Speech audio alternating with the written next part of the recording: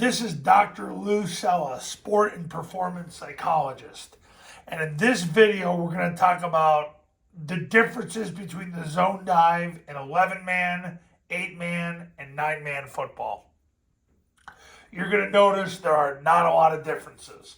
And this concept, which is run 20 times a game by Air Force, which is the base concept of Air Force's modern day flex bone triple option offense. This is run in 11-man, 8-man, 9-man. Heck, I can even do videos for clients in Canada that do it in 12-man. But we're only going to focus on 11, 8, and 9 right now because I've never been asked to do a 12-man camp or academy yet. When that day comes, we'll then have academies and camps for that. I'm well prepared. Zone dive in 11-man. Here's the structure. You're going to have a guard that's going to post whoever's on him. If there's nobody on him, he's just going to go to the second level. The tackle wedges with the guard. The center snaps the ball and then wedges with the guard. That's the triple team that happens on the zone dive. Now, if there's an inside shade on the tackle, he'll block down on that player because he can't wedge with the guard because that player is in the way. Same thing if a player is directly in the gap. He'll block down on that player. The center, if he's got a shade on him, he'll block down on that player. If he's in the gap, he'll block down on that player. It doesn't really matter because the ball's going to cut off the tackle's hip anyway. So the point is that you've got the guard posting, the tackle wedges with the guard, the center wedges with the guard. The backside guard blocks the spine in the center, which cancels the backside A-gap. The backside tackle blocks the spine of the backside guard, which cancels the backside B-gap. The backside receiver sprints to the goalpost to cut off the half to the third player. The receiver fans the D-gap player. The A-back's got the most important job. He scans the play side hip at the tackle and two-hand slams whoever shows. If nobody shows, he goes to the second level and two-hand slams whoever shows there. The backside A-back runs the pitch. The quarterback takes the snap. He jumps play side, points the ball. B-back will sprint through the ball. He'll sprint through the play side hip of the tackle and sprint through the end zone. Quarterback will accelerate to the perimeter and carry out the fake to hold the perimeter. That's how you run zone dive at 11-man. Now, obviously, most of you watching this video are interested in 11-man. However, 15% of the country right now is running 8-man football. So we're going to get to what the difference is in 8-man football. So in 8-man football, everything is the same.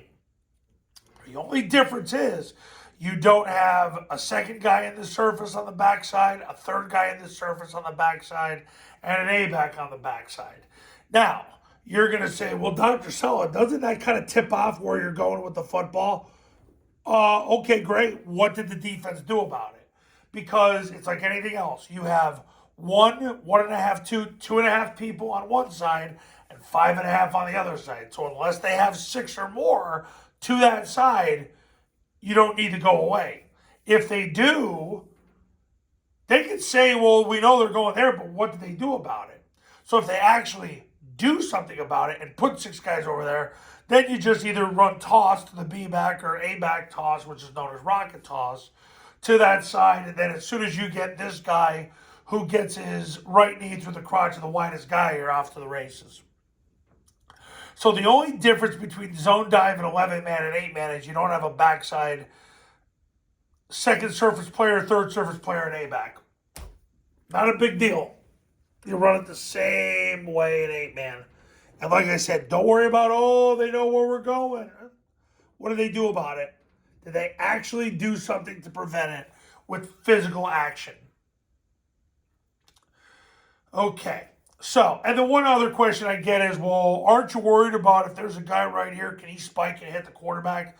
Well, because of his split, no. Because the quarterback's taking the snap, jumping play side, and then the B-back's immediately getting through the ball, so no. No, that's not an issue. Never been an issue with any of my clients. And as long as your split is good and the timing is good of everything, you certainly don't expect it to be. Now, in 9-man, the biggest difference is now you have an extra player. So you have the A-back here So what ends up happening is the A-back's going to run the pitch. So the only difference between 8-man and 9-man is you got the A-back here to run the pitch. You have the extra player. He helps create a second guy in the surface, even though he's off the ball, but nevertheless, it really doesn't impact the play. Now you just have the threat of the pitch. That's the only difference, but you're still running the same concept. And the same thing applies in 9-man football. You've got 1, 2, 2.5, 3, 3.5 people. So as long as they don't put more than 5.5 on that side, you're good to go. So they can say, oh, they're running the ball there. What do they do about it? If they have 6 people over here, then you want to toss the ball to that side. Because as long as you get this guy on the widest guy, you're out the gate. Or at least you're on your way to an explosive play. That's the difference between zone dive at all the levels. An 11-man, 8-man, 9-man, they're all pretty much the same. The biggest difference is an 8 and 9-man. You're just taking backside people away that really don't make that much of an impact on the play. And you're going to find out that in 8-man football, zone dive is one heck of a play. And if they shift the numbers over, you toss to where you have a half-man plus advantage because they're one mistake away from you being out the gate. So there you go. There's your answer how to run zone dive in 11-man, 8-man, 9-man. And coaches, whether you're an 8-man coach, a 9-man coach, or an 11-man coach, I have Triple Option Football Academy for each of those, and the camps are specific to 8, 9, and 11-man football.